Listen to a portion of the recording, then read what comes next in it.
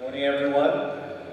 My name is Clyde Namu'o. I am the Chief Executive Officer for the Office of Hawaiian Affairs. I have served in this position for the last 10 years. I believe that I am the longest serving OHA administrator in the history of OHA. I'm proud to report that the OHA trustees have awarded over the last 8 or 9 years well over $100 million in grants. Back 5 years ago, or maybe 6 years ago, we acquired Waihe'e on Waihe'e Island. It was the first ceded lands that was returned to the Hawaiian community since the overthrow. And to this day, the Office of Hawaiian Affairs, that is their first significant fee simple real estate acquisition. And I'm just happy that I was part of the office when that happened.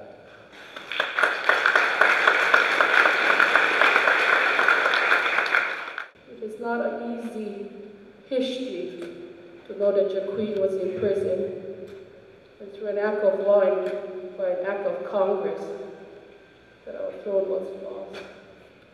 It's not easy to look at the bitter waters and see all of this history.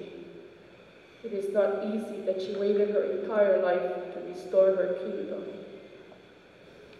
And I stand here in front of you, asking all of you to lay your weapons down, lay your spears down, and embrace aloha.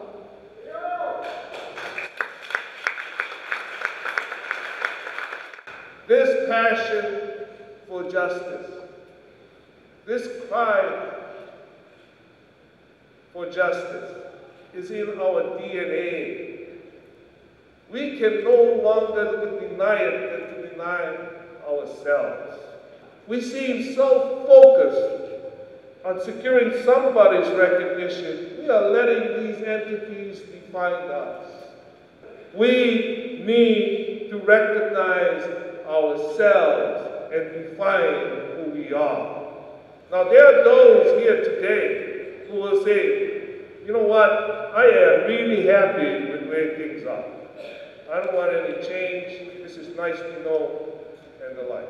The question I would ask, that you ask yourself, is whether you're doing that as an acceptance of defeat, or are you doing it because you really have a choice? Because in my mind, if there is no alternative, there is no choice.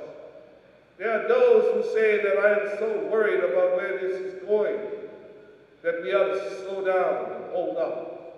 Ask yourself whether that fear is keeping you from letting anything happen. I can only speak for myself, and this is where I stand. This is my home, this is my native land. I have no other place to go. And so I choose to exert my sovereignty. And I choose to ask you to do the same, because together we are the nation, reawakened, reunited, and restored. Only